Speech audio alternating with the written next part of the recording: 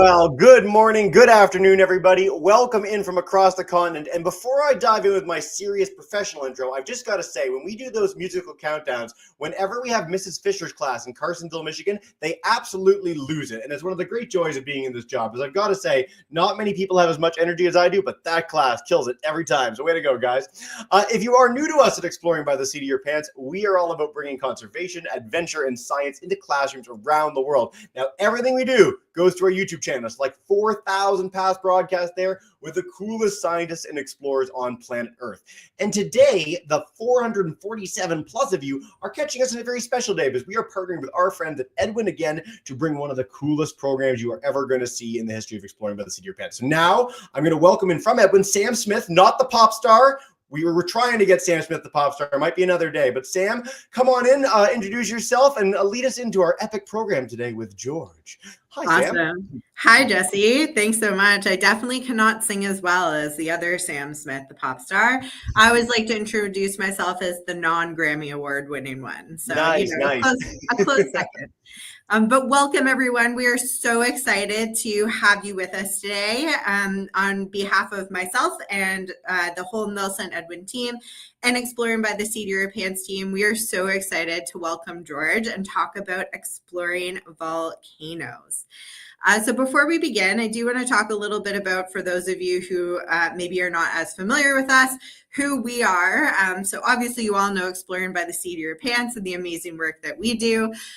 We at Nelson here for over a century have been proud to be Canada's leading education content provider, and we empower K-12 educators and students. Our commitment is to meet the unique needs of students and teachers, which led to the development of Edwin, which is our digital learning platform that makes learning more engaging, inclusive, and accessible. And for those of you who are Edwin boards, who are using Edwin, we do have some follow-up activities for you in the platform that you can find to sort of extend some of the amazing stuff that George is going to talk to us about today. I do want to just take a moment before we go any further to acknowledge the land that we walk on. So together we are representing communities from all over Canada and Turtle Island for that matter. And I invite you to reflect on the territory from which you are joining today as I acknowledge the traditional land and territory where Edwin's head office is located in Toronto. The Wendat, the Anishinaabeg Nation, the Haudenosaunee Confederacy, the Mississaugas of Scugog, Hiawatha First Nation, Alderville First Nation, and the Métis Nation. Recognition of these contributions and the historic importance of Indigenous people are the first steps in our commitment to make the promise and challenge of reconciliation real. And I am very grateful for the opportunity to meet here today and deeply appreciate the significant contributions of First Métis Inuit people to this territory and to our country and beyond as a whole. So before we hand it over to George and back to Jesse, let me just talk a little bit about some of the awesome things that we're going to be exploring today. So today, we're going to discover what it's like to explore some extreme places like volcanoes, hurricanes, tornadoes, all of these amazing places that I know for one, I am too afraid to go, but it sounds like George is not. We're going to learn a little bit about how heat from deep inside the earth could help to power our planet. As most of you know, yesterday was Earth Day, and the theme for Earth Day this year is Our Planet, Our Power. So I'm really interested to hear a little bit more of what George has to say on that.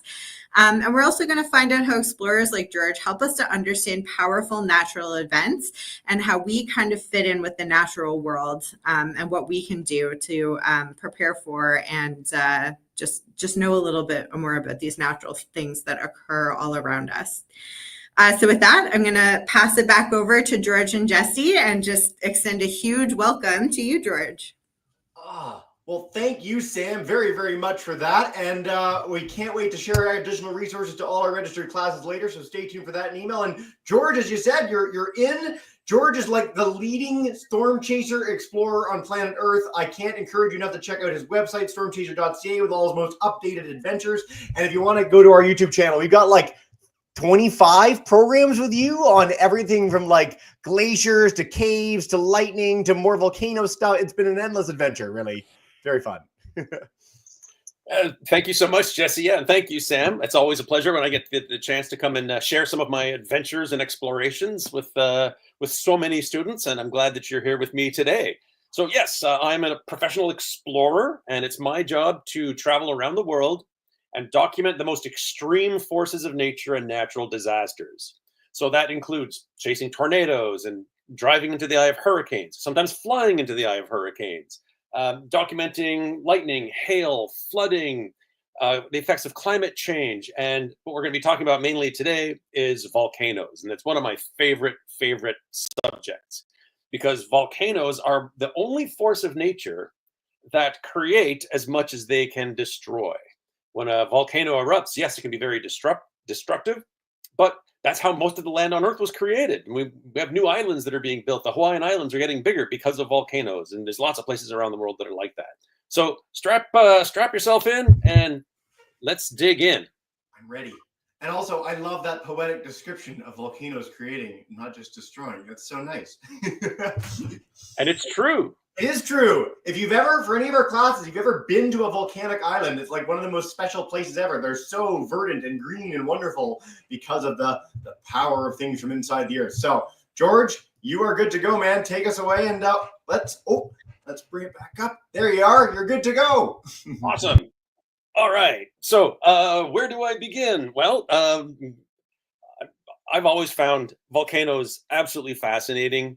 The particular volcano that you're seeing on the screen right there is Mount Semeru in Indonesia, and it took me 2 days to climb that volcano, and it was erupting the entire time. And so today we're going to touch on just a few of my volcano adventures. We're going to talk a little bit how we can harness some of that power from underneath the earth, and I'm going to show you a really cool spot on planet Earth that is related to the heat that's beneath our feet. So let's dig in. So the Earth, think of the Earth as an onion.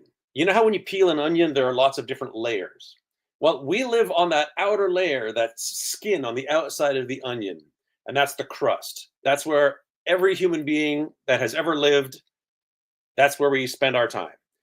But as you go deeper into the Earth, you get into these other layers, the mantle, which is made of hot, sticky rock, then the outer core, which is more liquid, and then the inner core, the very center of our planet, and that's made of metal. It's mostly iron and nickel. So when the Earth formed, all of these very heavy metals, they settled at the bottom, in the center of the Earth.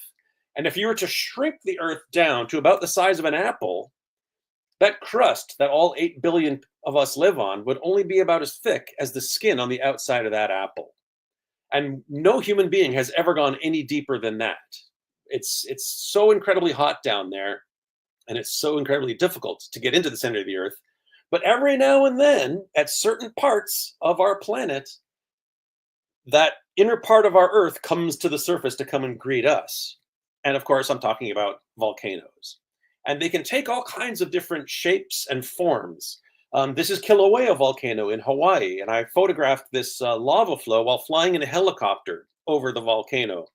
And you can really feel the heat of that lava emanating up, and it was actually shaking the helicopter because you have these that hot air is rising. So it's fascinating to see this. It's almost like the Earth has got a cut and it's bleeding this hot liquid rock. It's just absolutely fascinating. But not all volcanoes have this oozing, flowing lava. Sometimes the lava is sticky. Think of it more like Play-Doh, or even more sticky than that. And when the pressure builds up inside those volcanoes that have sticky lava, they don't ooze, they tend to explode. And that's exactly what happens at Semeru. This is the same volcano that I told you about a minute ago, the one that took me 2 days to climb. This is the view from the top. And so every 5 to 10 minutes, this volcano would explode with this gray clouds of volcanic ash. And volcanic ash, all it is tiny little microscopic pieces of lava rock, basically. So the volcano explodes, all this pulverized lava gets shot up into the air and comes out as a cloud, as opposed to liquid lava that's oozing out. And it all has to do with how sticky the lava is. It's basically chemistry. Sometimes you have volcanoes that have basically a window through the crust into the center of the Earth. And there's only a few places on planet Earth that have these lakes of lava. I'm sure all of you have been to a lake at some point where you go swimming in the lake. I highly recommend not swimming in this lake because it's about 1,500 degrees and you will melt before you even touch the lava. It's so unbearably hot. This particular volcano is in Central Africa, in the nation of Congo. And I did a big expedition here a number of years ago to not only view the lake of lava, but to descend down inside the volcano to the very bottom and then walk right up to the edge of this lake of lava in Africa. And it's about 100 meters across, 100 yards basically, the size of a football field. It is absolutely massive. And if you look closely there in the bottom, you can see me. I'm wearing a special suit that protects me from the heat. It's made from aluminum. And it's kind of like wearing an oven mitt on your entire body. And without wearing that protective clothing, standing in that spot, you would get third-degree burns on your face just because the heat is so incredible. If you've ever opened the oven when it's been on and felt that blast of heat, imagine that times 10. That's how hot this is. So it gives you an idea of how much power is just below our feet once you dig down into the earth a little bit. And one of my favorite volcanoes in the whole world is this particular one. This is Ambrum volcano. It's in the South Pacific, not too far from Fiji. It's in a place called Vanuatu. And I've done 5 or 6 expeditions to this place. And it also has a lake of lava that's constantly boiling away. But this one's very violent. You get lots of bubbles and splashing, these fountains of lava that shoot high up into the air. But to get down to the lava, we have to rappel down on ropes the height of a skyscraper. If you were to take the Empire State Building in New York City, one of the tallest buildings in New York City, and drop it into the crater of this volcano, it would fit. And so imagine being on a rope and rappelling off of a skyscraper down to a boiling lake of lava. And sometimes I do this when I'm filming for television programs. Sometimes I do this when I'm working with scientists. So for example, here you can get a better look of me in my special heat protective suit. And I've got a rock in my hand, and that's a brand new fresh piece of lava that is just cooled. So it came splashing out of the lake of lava, landed on the ground, and I was able to pick it up with my special aluminized glove. And you can see I'm tethered there with a steel cable because you don't want to fall in. That would be extraordinarily bad. That would ruin your day. Most geologists can only approximate how old a rock is. They can do tests on it and say, oh, it's 1 million years old, it's 10 million years old, it's 1 billion years old. This particular rock that I have in my hand, we know exactly how old it is because I saw it form, like right to the exact minute. So we know the exact GPS location, we know how it was formed, and we know exactly when it was formed. And so that has a lot of value to geologists. They can learn a lot about the Earth by having all this information. And because I've been doing this for so many years, I'm able to get to these places that a lot of scientists can't get to because it's too difficult or too dangerous. And here's a video to show you what it's like to stand in that very spot. The bottom of Meru volcano is one of the most spectacular places in the world. At the same time, it's also one of the most dangerous and difficult to get to.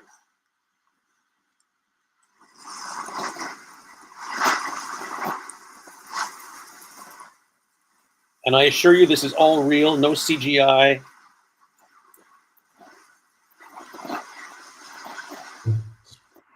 Pretty cool. Look at that. I literally melted my camera getting some of these shots. Huh? There you can see me at the bottom to give you an idea of how big this lake of lava is. And you can see how violent it is. It's very aggressive.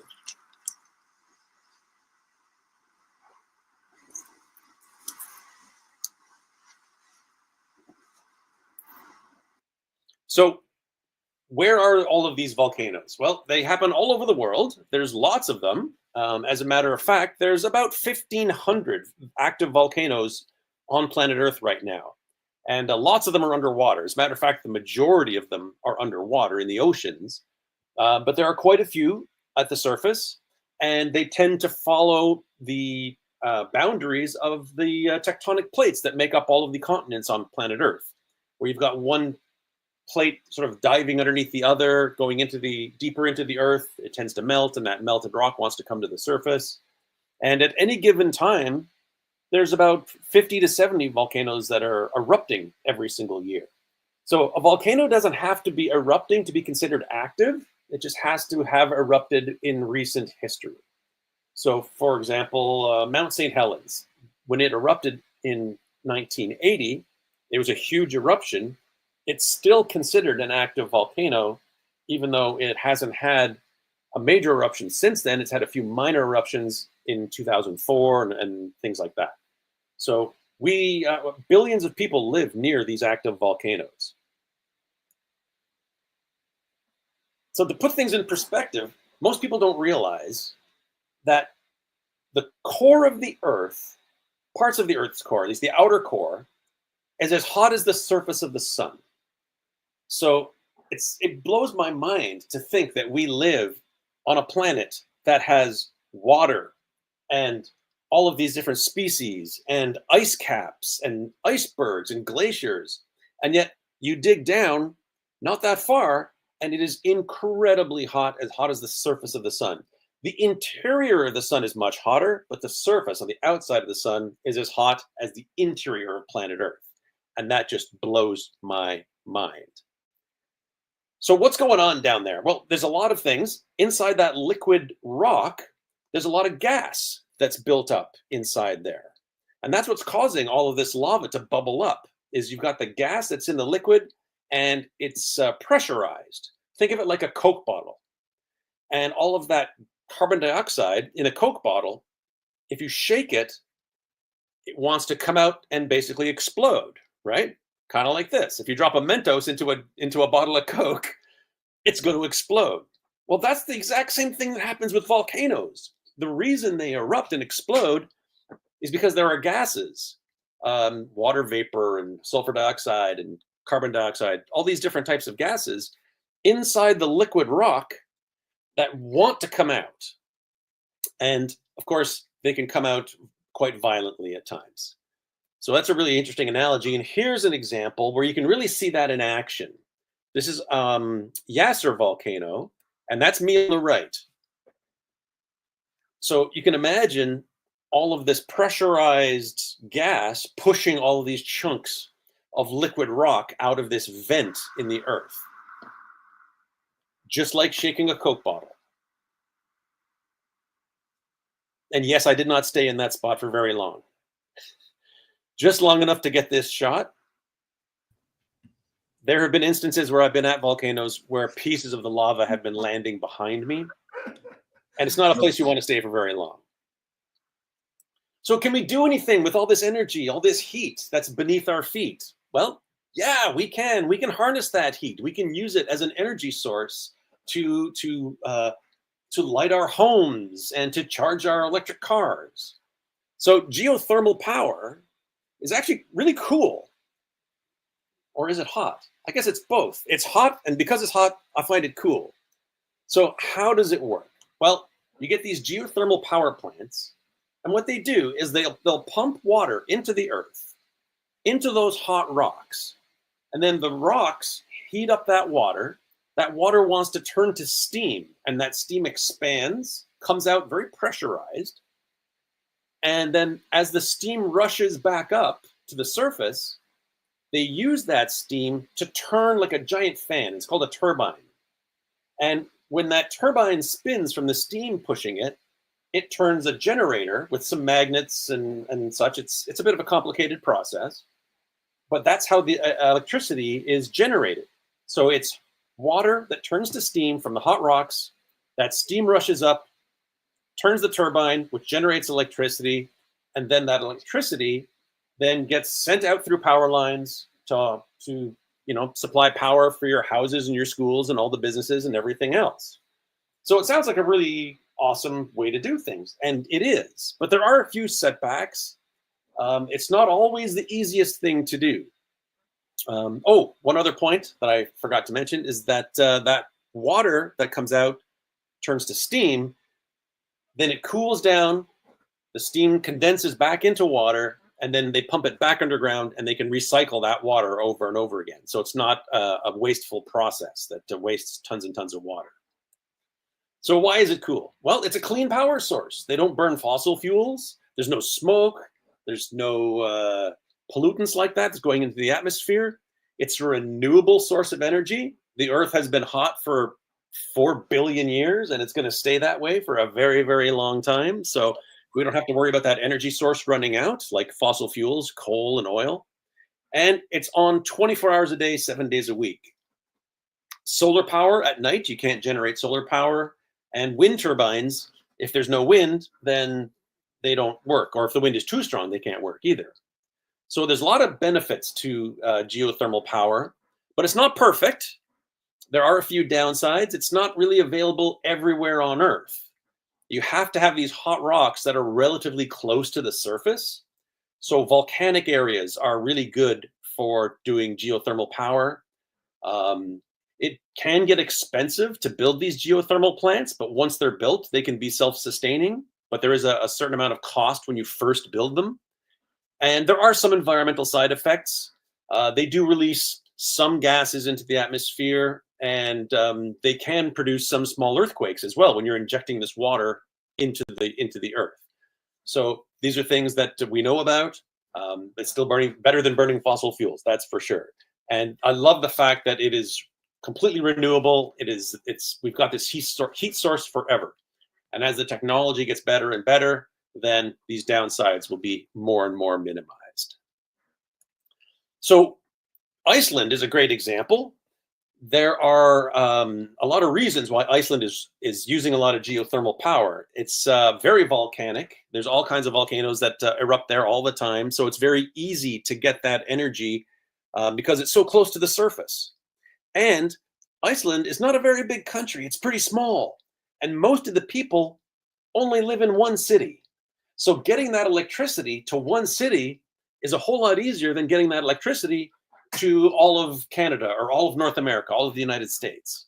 So it's the perfect place for there to be use of geothermal power, and they do. This is one of the power plants that I visited when I was in Iceland once a few years ago. And it's this amazing, sophisticated facility with, there's pipes everywhere, it's wild. And that's exactly what they do, is they generate this geothermal power. And you can see the pipes that they use to pump the water down into the ground and the steam coming out of other pipes and such. So it's really fascinating to see this in action. But one of the coolest things about this power plant in Iceland is that there you can see it in the background, but in the foreground, you've got all this blue water with people in it. Well, what they do is some of that wastewater that comes out of the ground that they use to generate the electricity, some of it gets diverted out into a pond that's turned into a spa called the Blue Lagoon. And people come from all over the world to soak in this hot spring that's really, it's wastewater from the power plant. And if that's your biggest waste product, that's pretty great, right? And it's beautiful. I've been in here. It's totally safe. It's actually quite wonderful. And it's amazing that they've used this resource that's turned into now a tourist attraction that people come from all over the world to go check out. But it is threatened. Because Iceland is so volcanically active, we get these eruptions that happen very close to the power plant and very close to the Blue Lagoon. This was only from a couple of months ago. There was a volcano that erupted, and you can see this lava flow. It's burning the road right beside the parking lot there. The parking lot on the right, you got the Blue Lagoon in the middle, and then in the background with the steam, that's the power plant. So one of the things you have to watch out for with geothermal power is you might have too much geothermal power nearby, and you might be threatened by the eruption of these volcanoes. But the people of Iceland are very smart. They live with this. And so what they're doing is they're building these protective dams out of dirt and such. And here you can see they're using heavy machinery to try and protect the power plant in the Blue Lagoon from these oncoming lava flows. So sometimes there are things that we can do about volcanic eruptions. Depends on the type, depends where it is, but here it's a really great example of that.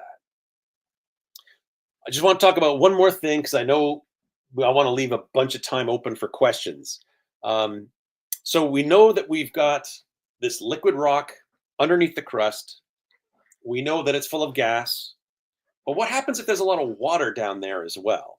What happens if you have water that is heated for a very long time by this magma, right? Magma is lava that's underneath the ground, and we call it lava when it comes to the surface.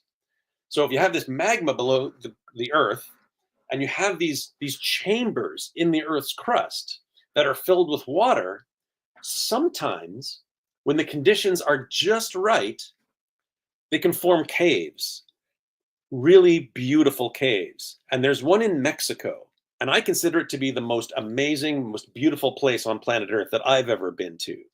And this cave, because of the conditions of where it is, formed the largest crystals in the world.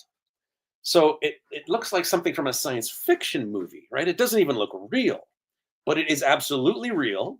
It's about 900 feet or 300 meters below the surface and was accidentally discovered by some silver miners. They were mining away deep underground, and they broke through into this chamber, and they discovered the world's largest crystals. And they're just absolutely massive.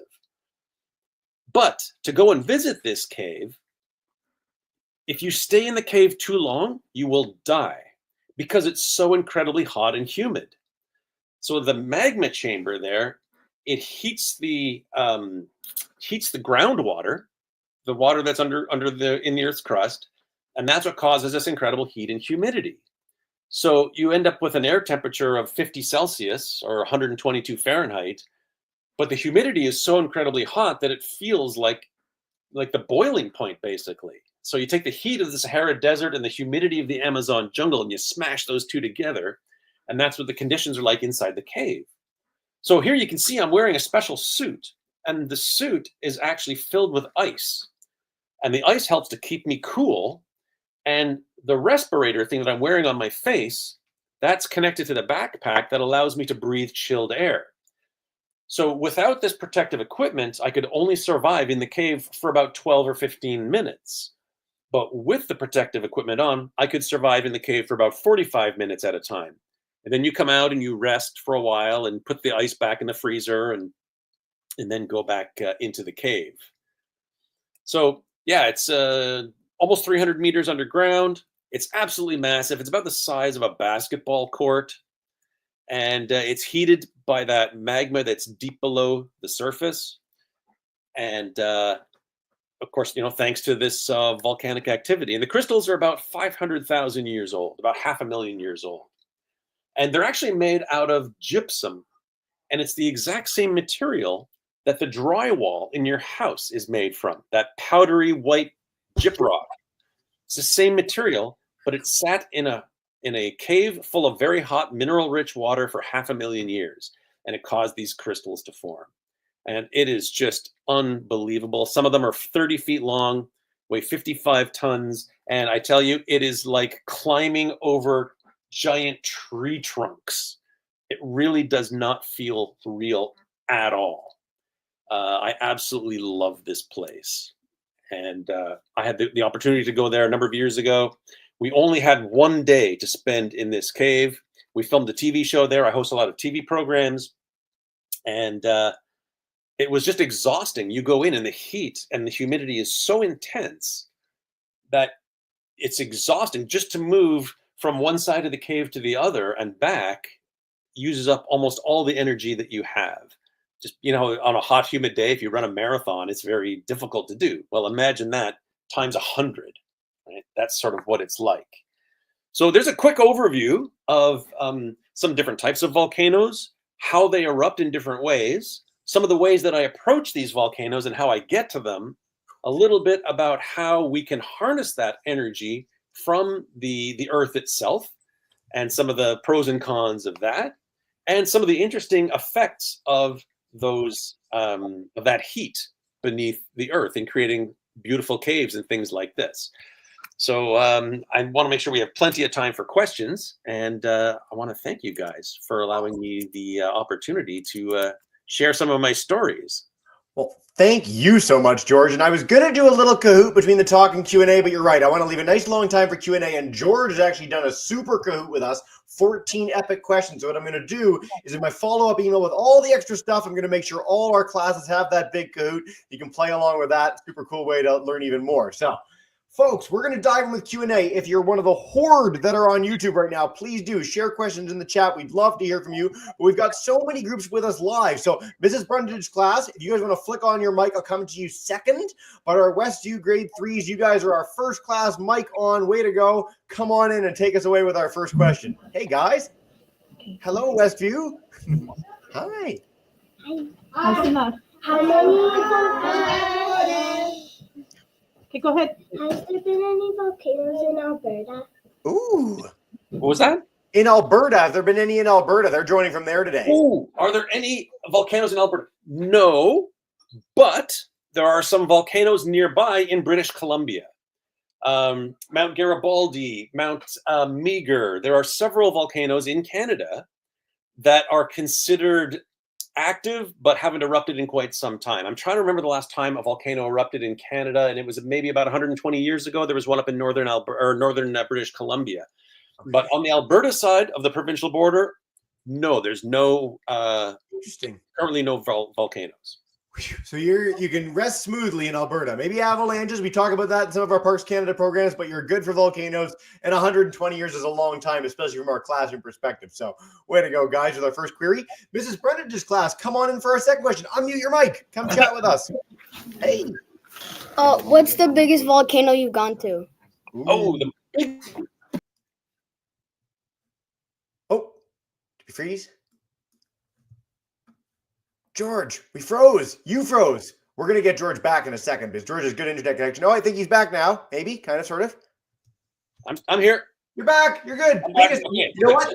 The volcano didn't want us to know what he didn't want. Yeah, you were thwarted. Biggest volcano I've ever been to, Yellowstone. Yellowstone. It's in the United States. It's in Wyoming and Montana and a little bit of Idaho. It's a super volcano. And it erupts about every 650,000 years. And a super volcano is so big and erupts so much ash and gas into the atmosphere that it can affect the climate across the entire Earth when it happens. So if that volcano were to have a big eruption, that would be really, really bad for everyone on planet Earth. Yep. The crater of Yellowstone is so big that you have to drive across to get from one side to the other. It's a special place. We talk about it in all our volcano programs. I encourage you to look it up. Sort of the classic cinder cone of like a mountain that looks very triangular and has a volcano going out about it. Super volcanoes are not like that. No, cinder cone. Tell me more. Yes, much bigger. Much bigger. Really, guys. All right, we're gonna head to Mrs. Fisher's class. Avoca West. We're gonna take some from our YouTube friends, and we'll do a whole other round of questions right after that. But come on in Carsonville. Hey, guys. How many minutes does it take to erupt? Ooh. How many minutes does it take to erupt? Yeah, for a volcano. Oh, well, that's a great question. Some volcanoes, they give us signals to let us know that it's going to erupt. So you get these little earthquakes, and we can detect those little earthquakes. We have sensors that can detect the magma moving underground, and we can sometimes get weeks worth of warning.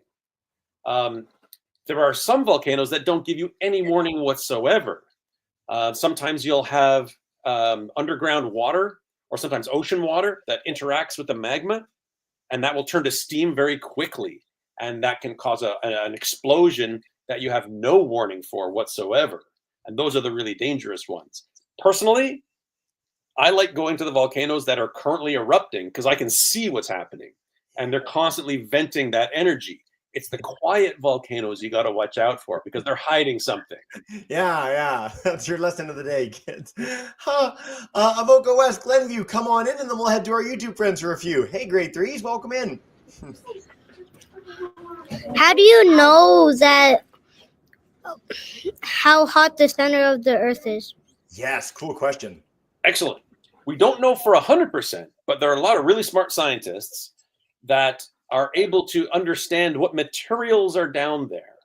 When there are earthquakes, those earthquakes, they shake the Earth, and there are sensors all over planet Earth. And we can detect those vibrations that travel through the middle of the Earth. And by measuring how those waves travel and how long it takes, we can tell how dense different parts of the center of the Earth are. And we can correlate that to different materials. So, and because we know that there's iron and nickel in the center, and because we know the Earth is this big, we know how much pressure there is. So through a lot of very complicated math, we can determine approximately what those temperatures are. Yeah. So we can understand parts of the Earth without having to observe them directly, because we can get information sort of from other sources. Yep. Right. So it's fascinating to me that we can know so much about our planet without without even being able to go there ourselves. We have the same sort of question that comes up in astronomy programs a lot, where people are like, oh, the atmosphere of some planet 20 light years away is made of nitrogen. It's like, how do we know that? Well, scientists have some really cool toys in our toolbox that we can use to understand these things. And this happens for earth sciences a lot. So what a great question, guys. All right. Question. George, we have so many questions from our chat, and I will encourage classes. You can email me more after the fact at our email exploring by the seat of your pants. We'll try and get them to George at the end, but there's a bunch of similar ones. So Miss Hanselova's class and Miss M's class want to know, have you ever been burnt by lava? Have you ever been injured by lava? What's the deal? I've had some small burns, nothing too major. I've had little pieces of lava splash onto me, and that is not fun.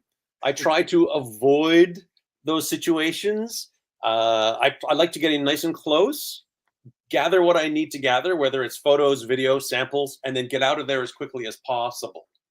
I've had instances where I've been burned by some boiling mud, where I've stepped through and it sort of cracked in the surface and some boiling mud got onto my foot. That's no fun.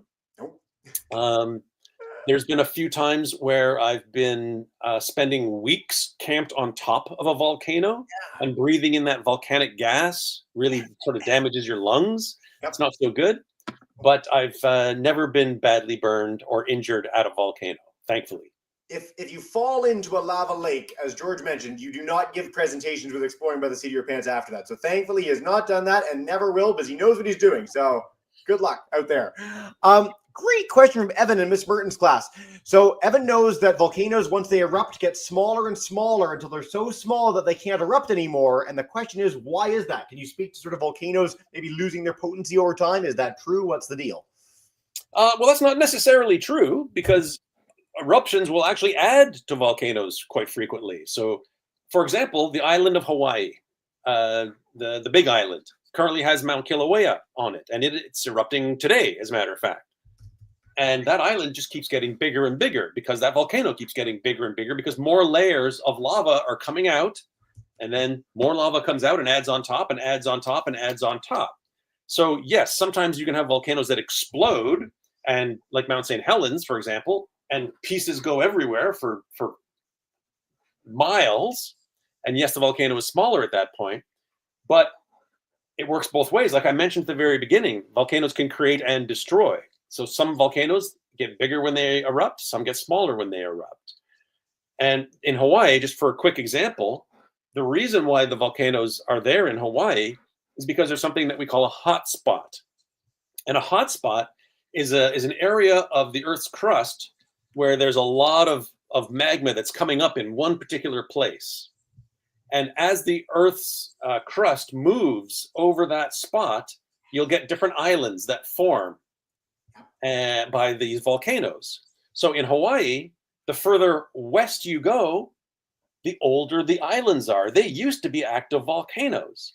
Right now, the only active volcano, the only active volcanoes in Hawaii are on the Big Island, which is the furthest east, which is pretty cool. And actually, there's a new island that's forming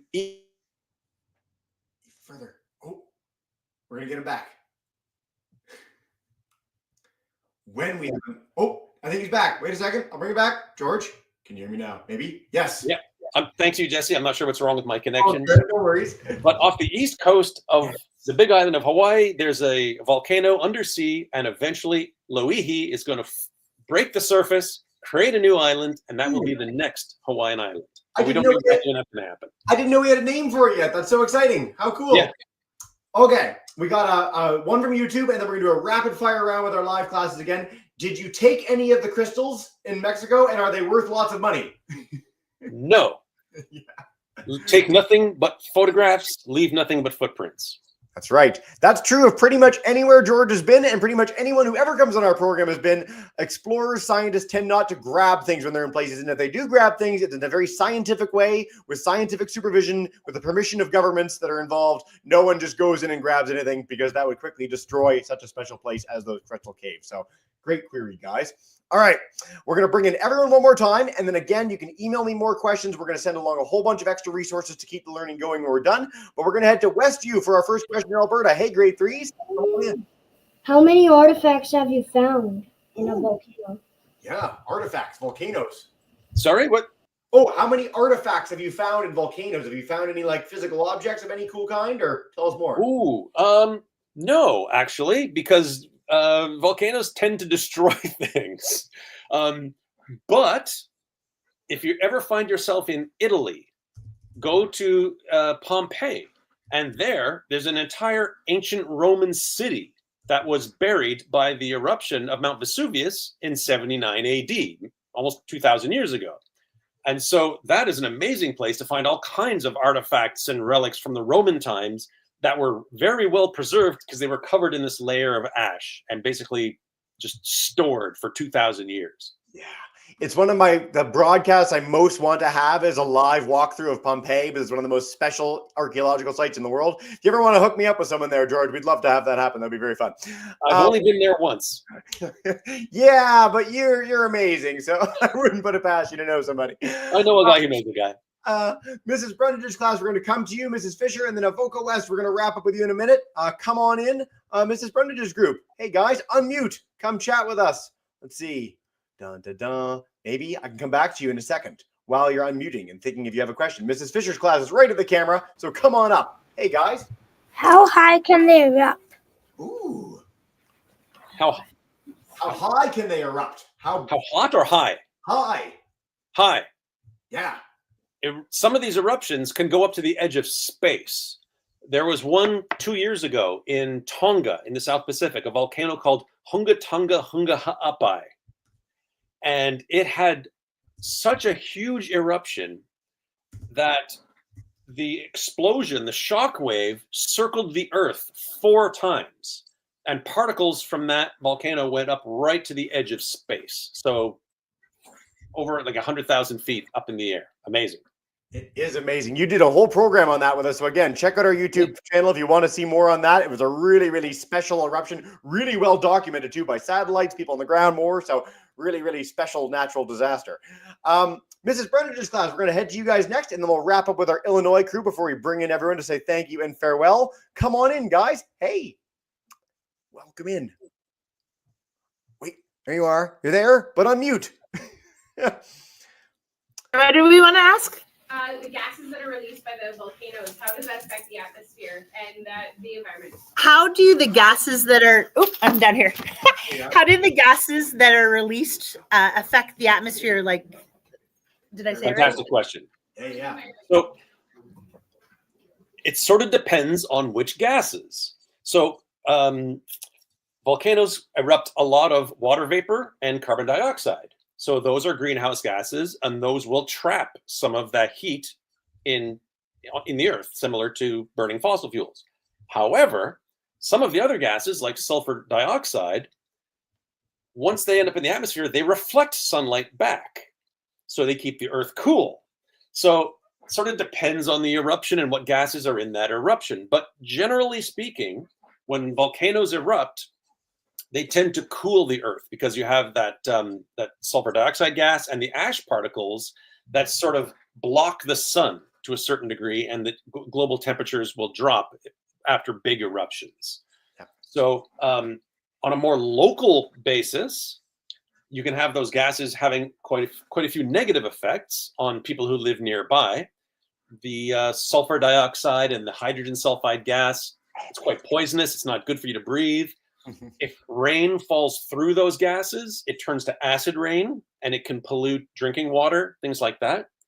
But at the same time, early volcanic eruptions on planet Earth filled our atmosphere with all of these gases that were really important to the creation of life on Earth. So we actually owe our existence to the gases that came from early volcanoes. So always with volcanoes, it's a creation versus destruction balance. Yep. So far, so good. We've been pretty lucky as humans over our 300,000 year history. Volcanoes have been pretty much on our side so far, and again led to the creation of life on Earth. And the more we monitor, the more we understand, the more we can mitigate the effects of big eruptions and challenges. So I'm really glad we got that question. Thanks, guys. I know we could talk all day about this, and I'm going to send a big email of all sorts of stuff as I promised at the end, but we're going to wrap up with one more question from our Illinois crew. Grade 3s, come on in and take us away. Hey, guys.